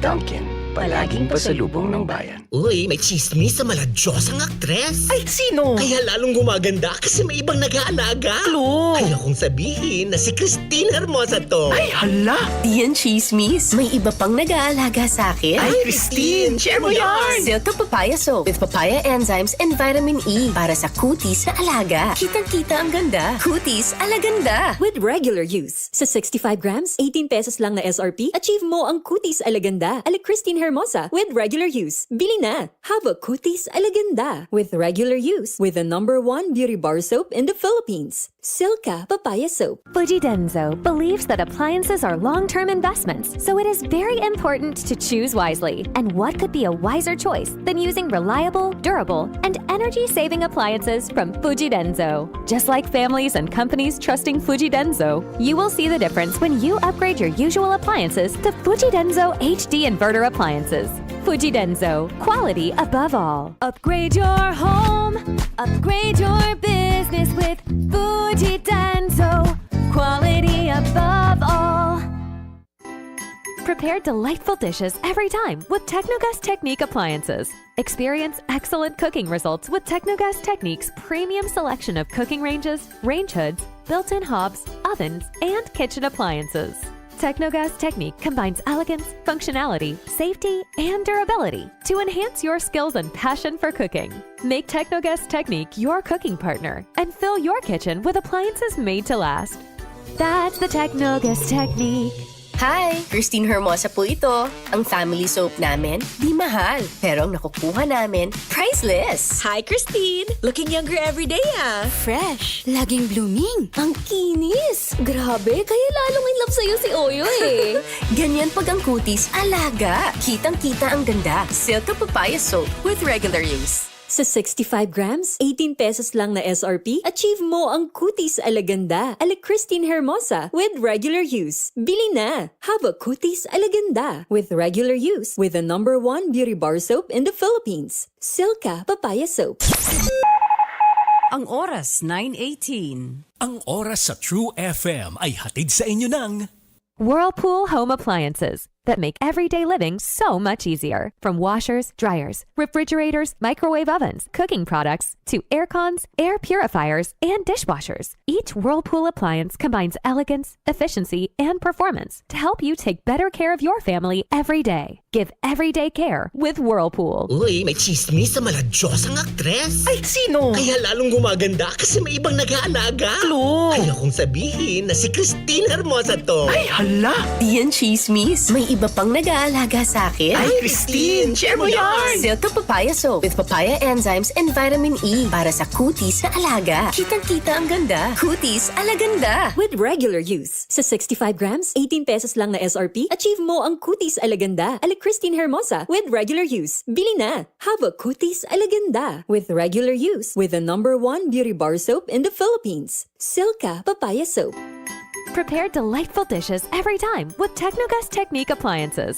Experience excellent cooking results with Technogas Technique's premium selection of cooking ranges, range hoods, built-in hobs, ovens, and kitchen appliances. Technogas Technique combines elegance, functionality, safety, and durability to enhance your skills and passion for cooking.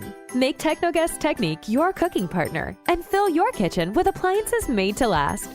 That's the Technogas Technique. Celebrate the lives of your fallen family heroes at Tahanan ng Alaala in Himlayang, Filipino. We offer premium memorial service by providing 24 hours personalized customer care with flexible funeral and chapel accommodation packages. At Himlayang Filipino, we give honor to the heroes of your lives. For inquiries, you may contact us at 0968-896-4850 or 0917-713-5034 or visit us at www.himlayangpilipino.org. Himlayang Pilipino. Basketball has always been a big part of my life. To be great, to be good at everything. When you're passionate about something, you really don't like to lose. It's game day with Bet88 Sports. Bet88.ph. Gaming for 21 years old and above only. Game responsibly. Keep it fun. Enjoy risk-free first bet up to 2,888 pesos. Get in the game like NBA star Kyle Kuzma. Win with Bet88 Sports. Mukhang kailangan ko na naman palitan ng bubong ko, pare. Mag-iisang taon pa lang yan. May tulo na kagad. Ay, bossing! Baka naman kasi hindi matibay yung ginamit nyo. Dapat ang gamitin mo ay cherry loom, ang yerong aluminum. Basta yero, cherry loom. Tibay protektado sa pangmatagalang yero. Maraming salamat po dahil saan man ang True FM. Naroon din kayo sa 105.9 na tayo. Dito tayo sa totoo. Power and Play with Noli Iyala. Welcome back sa Power and Play mga kapatid. Well, you know, recently mga kapatid, ang ating pong ice hockey team, Philippine ice hockey team, ay nanalo ng gintong medalya doon po sa IIHF Women's Asia Cup na ginawa po sa United Arab Emirates.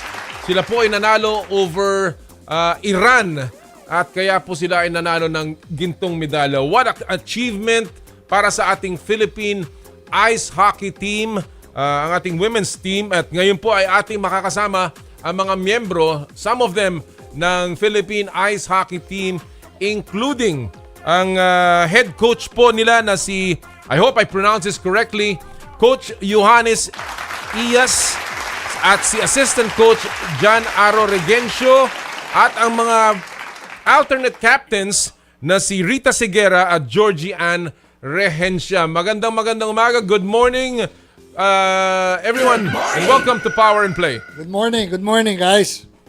Good morning. I want to begin first with the head coach Yohani. Is it right? Is this the right pronunciation, Coach Yohani? Can he hear us? Coach? Yeah, that's... Come again, please. Come again, please. There's a little bit of a delay. Yes, I can hear you. Can you guys hear me? Yes, now we can hear you. It's the right pronunciation. Coach Yohani Iyas? Yeah, that's good. Close Excellent. enough. Boom! My partner was the one who told me about this. You know why? And I'll tell you why.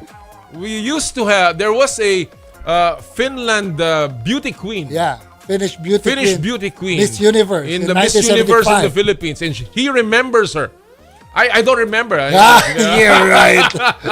Her name was Johanna Raunyo. And it was also J. So Johanna. So he said it's probably pronounced that way. But anyway, before we get into beauty pageants here, Coach, congratulations on the team, on a terrific performance. Well, first of all, how long have you been handling this team, Coach Yohani? I moved Philippines October 2022, and I think first practice was when I landed to Philippines was the women practice. So it's been over 2.5 years now. Amazing. And since beginning, it's been really enjoyable with the girls. There's different level on the girls on their skills, but the attitude has been really good all the time, and this is the result of that everybody has been working hard really well together, and have been really committed to the success. You know that this is a tropical country. We don't have snow, we don't have ice, we don't have winter here. How come you decided to accept this job? What did you see with our athletes, with our ice hockey players? Yeah, that question comes out a lot, and I'm trying to kind of change the mindset a bit on that, because countries in USA, USA have hockey a lot in Florida, in California, so the ice outdoors is not so important anymore. You are able to play the game of hockey in tropical countries too. It's getting bigger in Thailand. It's bigger in Middle East.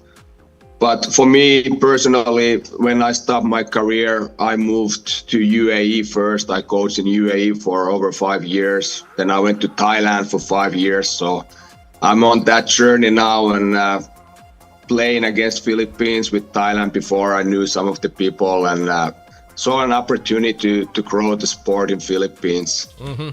And I've been really happy about how we've been doing now, how we improved last few years. All right. Well, I want to go before I throw it on to my partner. Coach Jan Aro Rehencio? Rehencio po. But yes. Oh, Rehencio. Okay. Coach, bakit, nakikita mo itong ice hockey bumabagay sa mga Pilipino? Why? What makes this sport good for Filipinos even if we are not naturally used to playing in the ice? Well, kasi po, isa sa mga traits natin mga Pinoy, gusto natin yung mga challenges, di ba? Mga teleserye pa lang, yung mga bida doon, grabe yung mga pinagdadaanan. Well, the same din po sa sports na hockey. So, we're going against teams that are really good, really tall, really physical, but we want those challenge. So, we want to take them on. And if we get the results that we wanted, then we're just so happy to, win. So, ayun po yung mga isa sa mga bagay na bakit tayo sa hockey yung medyo bagay sa mga Pinoy. All right. Anyway, another question here, and anybody can answer this, no? Since last year, you won silver and now you won gold. Same against Iran. But how competitive is this Women's Asia Cup? Can you tell to the public, diba? How prestigious is this ice hockey tournament within Asia? How many teams are competing or competed? Coach Ioani? Yeah, I can say from experience because I've been around this tournament for almost 10 years now.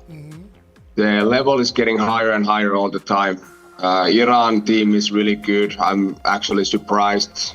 I was surprised when I see them on the warm-up how good individual skills the whole team has. Everyone can pass, everyone can shoot really hard and skate. So that was a challenge for us for sure. Like I said, we have a little bit different skill levels in the team.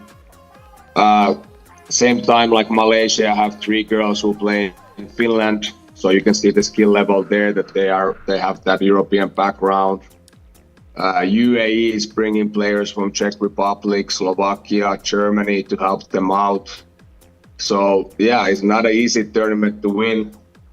So it just gives a little bit like you can see that our girls are doing a good job on how to compete in that level. And there was a lot of excitement around the tournament and interest because not many tournaments are going on anymore in June. So people were watching us and NHL, the National Hockey League. So those were the hockey that were played. Okay, another thing, and anybody can answer again this question, because this is a new sport, relatively new sport for the Filipinos, ice hockey. It's a small group, and most of the Filipinos who watch this type of sport is usually watching the Stanley Cup. Okay? Or NHL. Or NHL. That's right. NHL, I'm sorry. And it's a very physical game. You can see punches being thrown. So, what's the difference between this type of league, ice hockey? Is it as physical as the NHL? Maybe we can ask our alternate captains, Rita and Georgian. Rita? Rita? Yeah. Yes. So, yeah, go ahead. Yeah.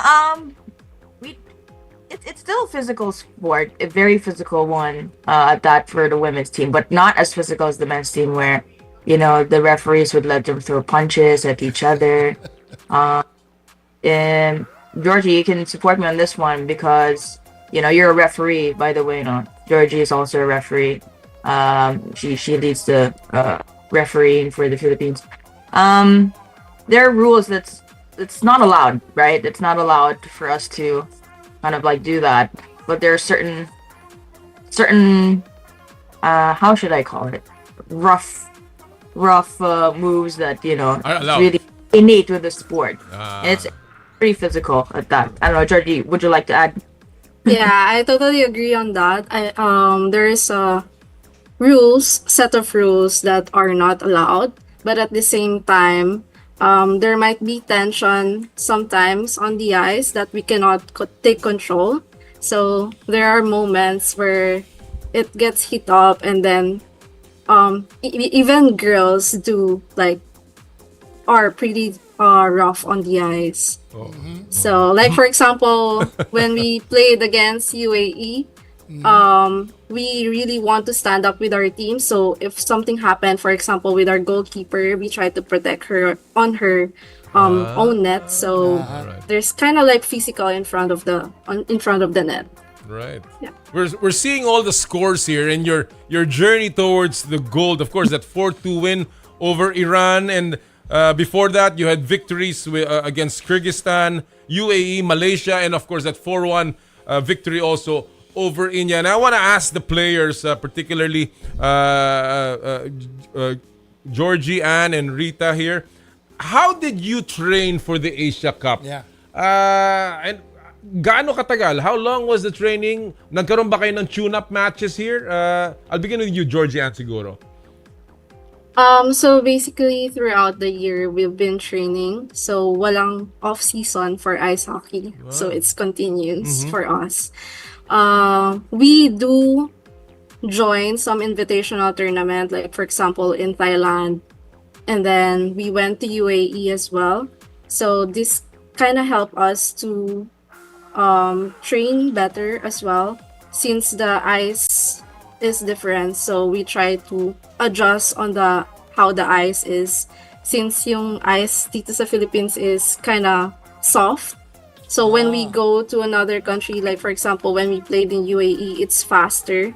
So we need to at least get to know how the ice will be, so it will be easier for us. Is there any particular, Rita, for instance, conditioning that an ice hockey player has to go through, specialized, particularly insofar as playing on the ice is concerned? Yeah, definitely. It's a very strenuous sport. It's an endurance sport, right? And very physical at that. So, your conditioning must be top notch. That we do have off-ice activities, off-ice training, in fact, at PSC. So, the girls come out and we do that 3 times a week. And that's mixed with the on-ice training that we have at the same time all throughout the week. So pretty much, yeah, maybe we get a couple of days or a day off. But most of the time, if not all, we're on the ice and off the ice training and doing workouts. Because you have to do that. You have to be physically fit. Otherwise, you're not going to really last in the sport if you're not going to train. And of course, that's going to be a edge. If you really want to play good and play well, defend well, you have to be really physical. So, yeah, it seems that this sport is gaining ground now that nanalo tayo, That's champion tayo. But what's the program of your group as far as grassroots level training or getting the grassroots? In getting into ice hockey. Maybe we can ask Coach John. Yeah. Well, we have a couple of clubs that do that. Go to schools, promote the sport, and also we have SM to back us up. So they have this program also, Learn to Skate.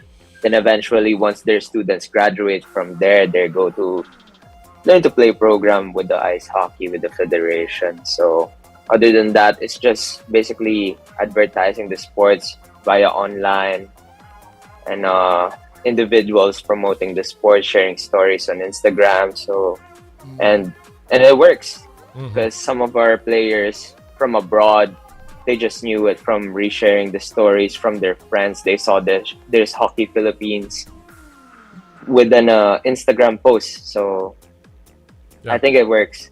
Well, and yeah, I want to get to the tournament itself, Coach Ioani. How confident were you going going into this women's Asia Cup. Going up against your Asian opponents, were we favored? Were we underdogs? What was the status? What is the status of the Philippines insofar as ice hockey is in the region?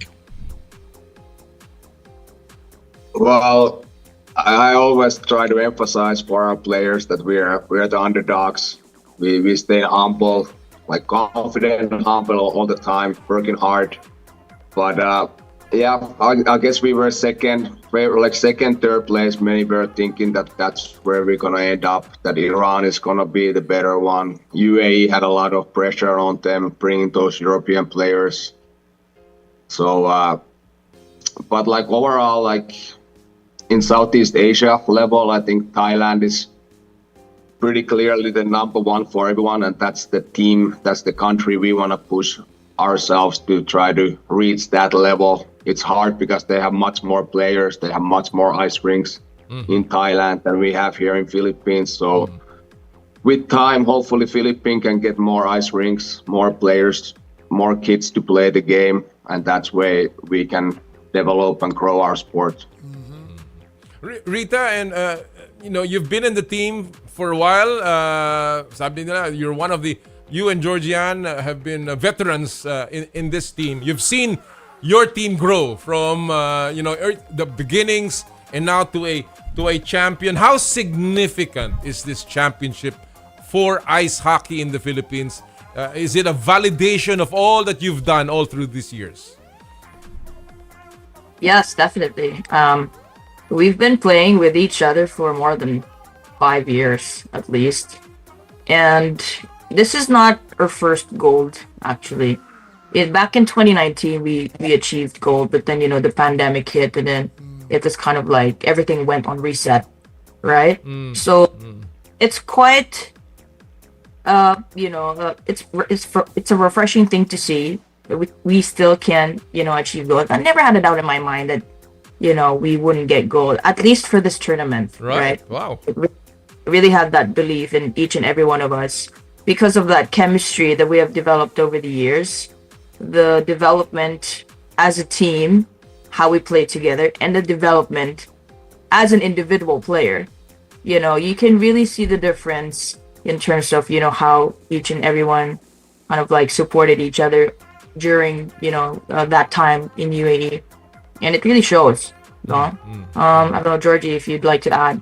I think what sets us apart really from all of those other teams and their skilled players is how we play together so well as as one unit, and the hearts that we put in for each and every one of us, and playing for the country in itself.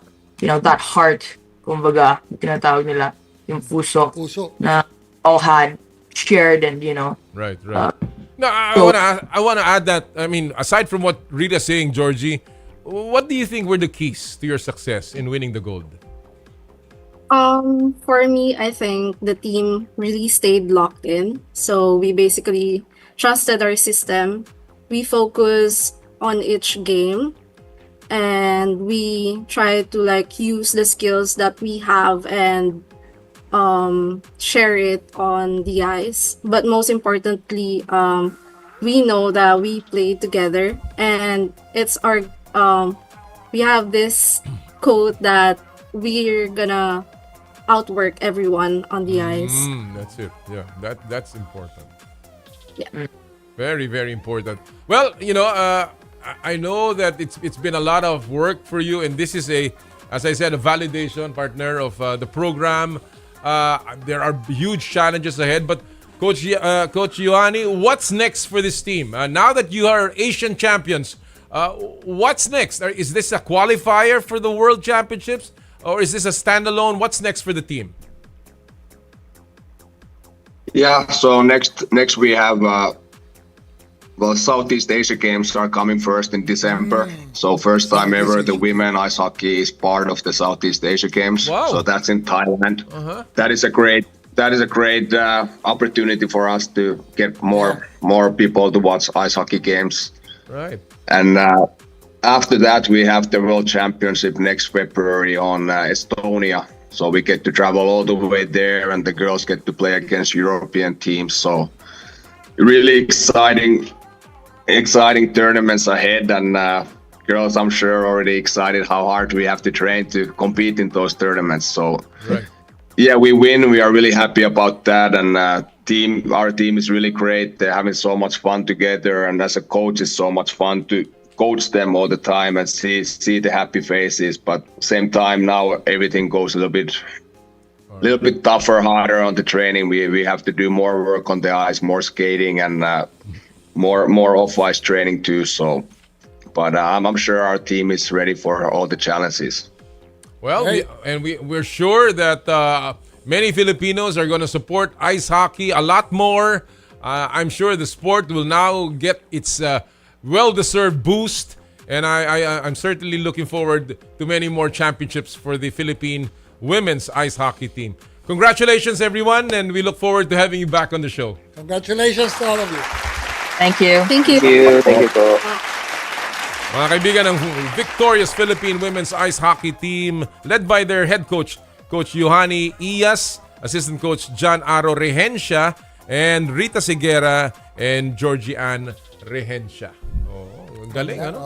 Ako, looking forward na mapanood ko yan sa Southeast Asian Games. Alam mo, I have not heard na ang ice hockey na nasa Southeast Asian Games. Kaya excited ako to watch.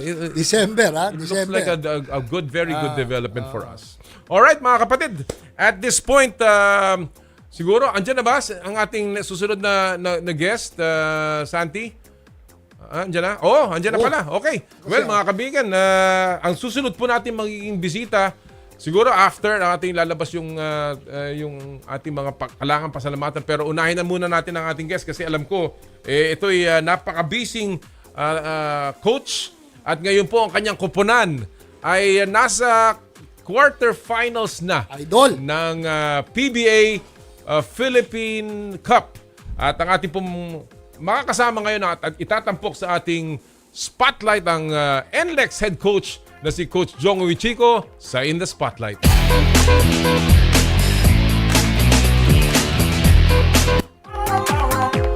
Ang kanya pong koponan, NLEX Road Warriors, ay nasa safely into the quarterfinals and now obviously paghahanda na para sa isang maybe a historic conference para sa NLEX. Kasama po natin ngayon, Coach Jong Uichico mula sa Cebu.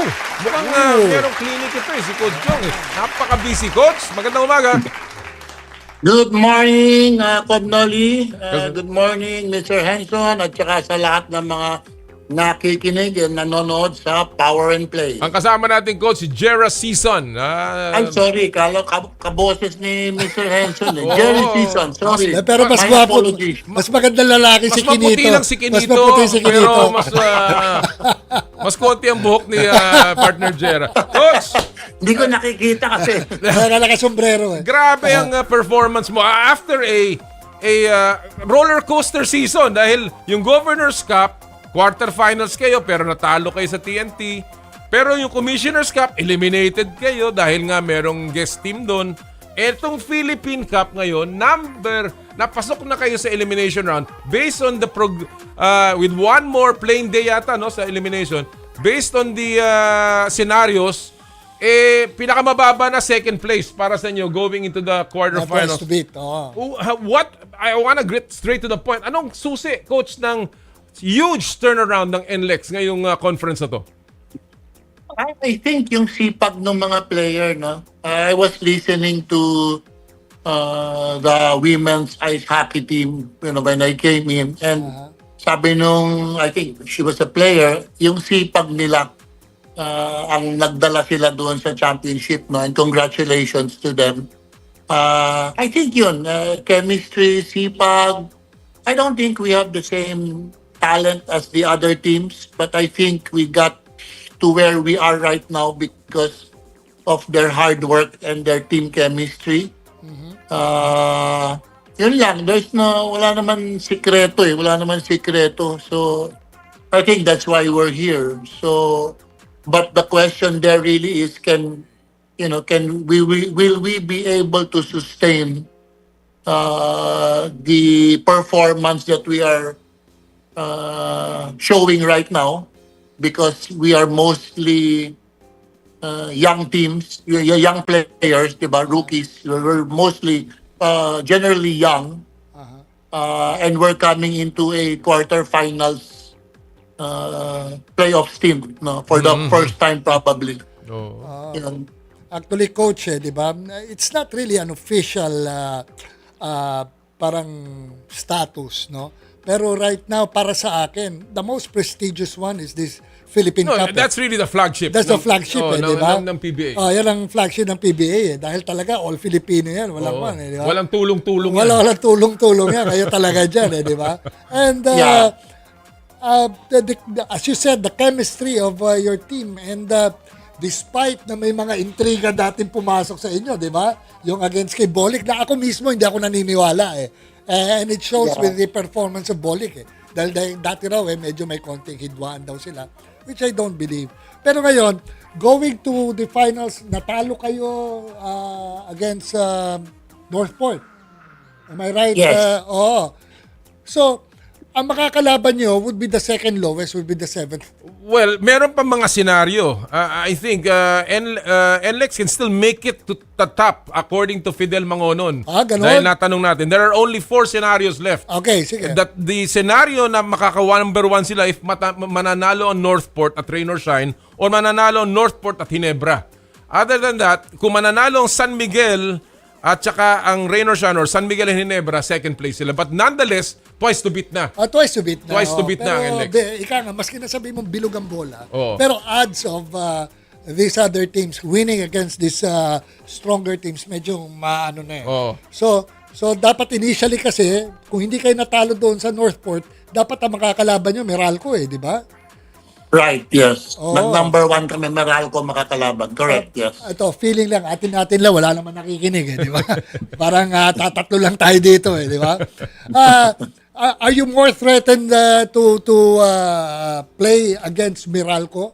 Kunyari, let's say, nangyari nga yun, yung kayo on top at nasa huli ang Meralco? Hindi naman. Actually kasi, tag-uusap nga kami. Maski na, us being NLEX, nag-uusap nga kami, pagtingin, nasa twice to beat kami, pero pagtingin namin sa baba, malakas ang kalaban namin, maski na sino pa. Pag nasa baba Defending champion ng Meralco. sa taas, malakas pa rin yung kalaban namin. Being NLEX, di ba? Hindi naman kami San Miguel or Ginebra or Magnolia or kung sino or TNT na pagtingin mo sa taas, kaya namin to. Pagtingin mo sa baba, advantage tayo. Wala kami sa posisyon na gano'n eh. So, kami, lalaro lang kami kung sino yung kalaban namin. Well, right now, the scenario looks like most likely either TNT or Rain or Shine na makakatapat ni Coach Jong. When you look at these two teams, Coach, I know, hindi ka namimili ng mga kalaban. Hindi na yan. Unang-una, may twice to beat ka. But ano ang advantage mo? Let's just say, wag na ang advantage. Ano yung concerns mo with these two teams? TNT and Rain or Shine? Good question. They've got, if you look at their teams, experienced na silang dalawa. Especially TNT. They are very experienced team. They've gone to the championship so many times. They've been in this situation so many times.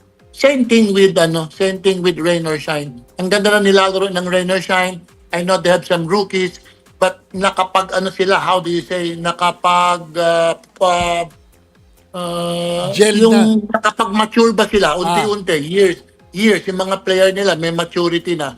So yun yung namin. Kasi sa amin, first time, I think that it is only probably hindi pa nga si Berto eh. Oo. Kumbaga siya yung pinakamalapit na sanay sa ganitong sitwasyon. But I don't think he has been consistently there. Yes. Di ba? As a team, di ba? That's right. So, yun ang that is my probable concern. Is are we ready?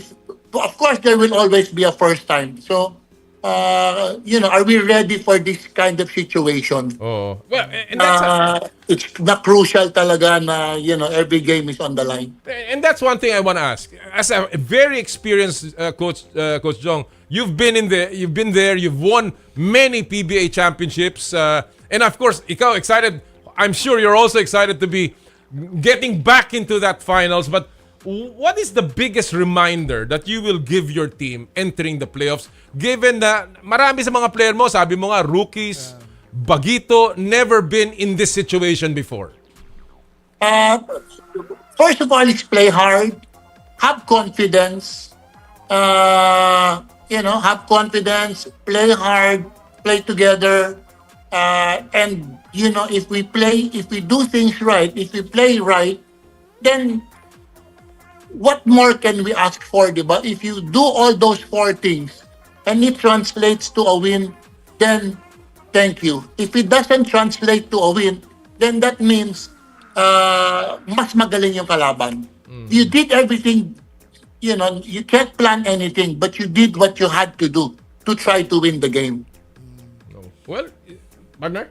Kaya nga, ako, sa totoo lang, Coach, dalawa lang ang talagang paboritong team ko dyan eh. It's NLEX at saka Meralco eh. Kaya nga, akala ko maglalaban pa yung dalawa eh. Buti na lang. Possible. May posibilidad may pa rin posibilidad pa. Meron pa. Yeah, may posibilidad pa. If yun nga yung scenarios yung scenarios na sinasabi natin. Alright. You were talking about, of course, Robert Bolick, Coach, and alam naman natin, he is the leader of this team. He is the si Haliberto. Si Haliberto na sabi nga ng yung mga nabanggit mo na, natanggap mo na yun. Magandang ano yan. But can you describe Bolick as a leader? Yeah.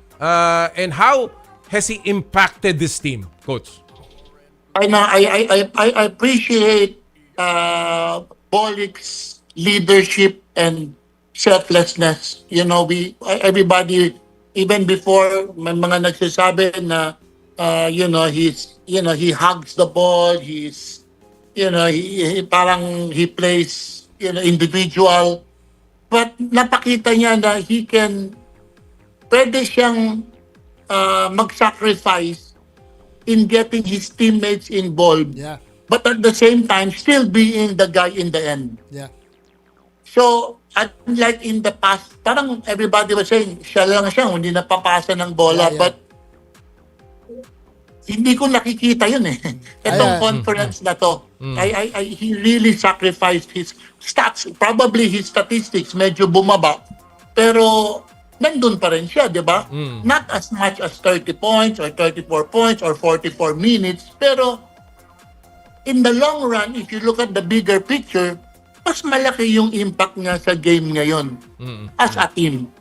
And I appreciate that with Berto. And he has a tremendous basketball mind. Parang ganon. Yung coach kasi ganito, parang pwede bang ganito? So he shares his insight kasi parang advanced rin siya yung tumingin sa offense eh. Parang advanced niya. So he also makes his suggestions which I follow naman.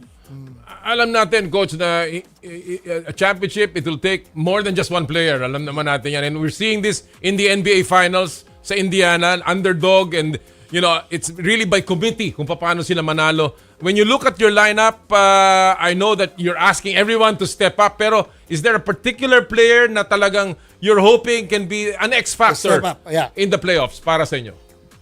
Sa amin, syempre, si Berto is given. Pero in our case, everybody has to contribute on their own. Alam mo naman ako, Noli, nung panahon nung San Miguel, Ginebra, or even TNT, 8-man player rotation ako eh. Paikot-ikot lang yung veterano eh. Pero ngayon, hindi na. 10 na yung nilalaro ko because everybody has to contribute. I do not have any Danny Siegel, Danny I, Mark Aguiwa, JJ, Eric, wala akong ganun, Jason Castro, wala akong ganun ngayon except for Berto. So everybody has to contribute their own within their capabilities and abilities. So as you said, even sa Pacers, yes, you have Haliburton, pero the rest, medyo collective, collaborative, sama-sama, and contributing to the game or to the team. Well, alam natin na it will be a tough job for NLEX, but there's the right man on the job. And in talking about that, and as a parting shot, Coach Jong, you were hired to be the head coach ng NLEX exactly 1 year ago. Halos Yeah. mga ganitong panahon yun, Coach. Natatandaan ko yan at nakausap ko pa ikaw. And, Yes.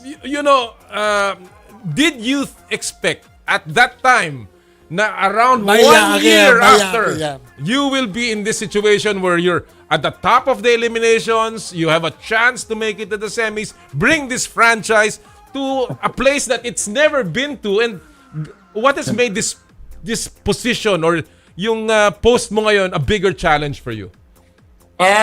Kasi it's a new thing for me. Unlike the previous teams that I was involved with, malakas talaga. I have to admit na malakas ang player. Malakas talaga. Parang pagpasok mo, mahina yung semifinals because you had really, strong players. Dito hindi. Pagpasok ko, ang agenda ko or my goal was to improve every day. Not the semis, not the quarters, not the championship. My goal was to improve the team every day, every day, every day. And then, kung saan kami mapunta, basta may improvement kami every day, then and I'll take that, diba? And alam ko kasi naman, pag nag-improve kami every day, we will be rewarded naman with some kind of playoff team, no? And I plan to build this team because we have 1 draft pick this year, a first round, and 2 draft picks next year. So whatever happens, buo na talaga yung team na to. Whatever happens in the long run. Ang hirap ng short term talaga. I'm really looking at the long term. Well, and we're also looking towards a very, very good playoff run para sa NLEX, Coach Jong. With you there. Yeah, I think NLEX got the right right man for the right job. Congratulations, Coach. Tom Nolik, Sir Jerry. Ang title nung nyo, Spotlight, di ba? Yung Spotlight napupundi. Doon lang ako sa background. Hindi napupundi. Alright. Well, Coach, maraming salamat sa panahon pinili mo. Good luck dyan sa training mo. And we look forward to the playoffs para sa inyo. Maraming salamat. Thank you. Ang kaibigan, Coach Jong Uichico ng NLEX Road Warriors. Exciting. It's really good to have him back in the playoffs and of course, knocking at the semifinals. Alright, bago po tayo magtapos, mabilis lamang napapasalamat sa ating mga tagapagtaguyod po ng Power and Play. Unahin ko na po of course ang Cherry Loom, ang yerong may aluminum. Sa ganitong pabago-bago ang panahon mga kapatid, init, ulan, dapat ang bubong ay yerong may aluminum kapag may aluminum tsak na pangmatagalan. At isa lang ang alam kong di kalidad na yerong may aluminum, yan ang Cherry Loom. Tibay protektado sa pangmatagalang yero. Cherry Loom, ang yerong may aluminum. Photon Motor Philippines sa usapang versatile at durable passenger van. Reliable option ng Photon Transvan e-models. Ang Photon Transvan ay equipped with a 2-liter Octane diesel engine, 6-speed transmission, 135 horsepower, 330 Newton meter of torque. Di ka mabibitin sa pakay ng biyahe mo, komportable panghatid ng 13 to 15 passengers kung ikaw ay nasa transport business. Dependable na pang-deliver ng goods and services for commercial use. May 5 years or 150,000 kilometer warranty. At sa usapang maasahan, Photon is now 18 years strong in the Philippine market. Tawag na sa inyong pinakamalapit na Photon dealership. Photon, gawa ng Pilipino para sa Pilipino. Thank you! Joyride, ang inyong bagong kasundo. No more waiting na sa Joyride QR Code Instant Booking. And of course, ang Joyride Super Taxi Hatid Airport Service. Basta tumawag lang po sa Joyride Taxi Hatid Airport Hotline. Monday to Saturday, 0920-948-6550. Thank you! 717 Deli, serving quality classic premium sandwiches. 717 Deli, located at 3rd floor, 53 Connecticut Street, Green Hills, San Juan. Keep you smiling with every bite. Thank you! Skin your face and body anti-aging center with branches at Alabang Town Center and Green Hills, San Juan. For your treatment schedule, please call 0917-890-1640. Thank you! Smart, live more today. Thank you! And Rudy Project Shades. Maraming salamat po sa inyong lahat. Alright, bago tayo magtapos, ang ating mga winners sa Joyride Top-Up Promo, Chris Rajas, Marian Abalona, Lea De Los Santos, Sheila De Leon, at Christoph Castillo. That'll do it for us this Saturday morning, partner. See you next week. I'll see you next week, and champ. Maraming salamat. Lagi po natin sinasabi tuwing Sabado, bawal ang masungit at sa lahat po ng ating gawain, ad maiorem Dei Gloriam, all for the greater glory of God. Kami po ang 1PH, teleserbisyo para sa Pilipino. Susunod na po ang inay ko po. Happy sporty weekend sa inyo lahat. More power! And more play.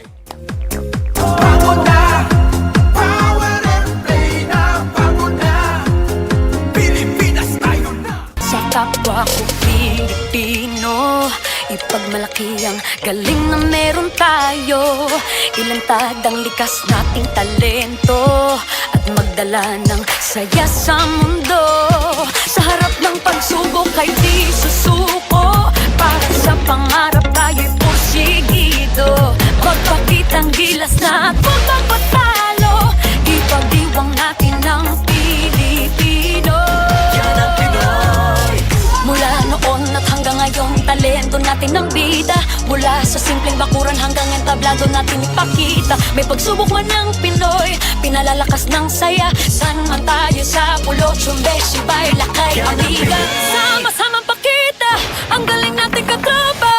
Sa kapwa ko Pilipino, Pilipino, yan ang Pinoy. Power and Play was presented by Cherry Loom, ang yerong may aluminum. Cherry Tigo, love your journey. Photon, gawa ng Pilipino para sa Pilipino. And Joyride, ang bago ninyong kasundo. Halina't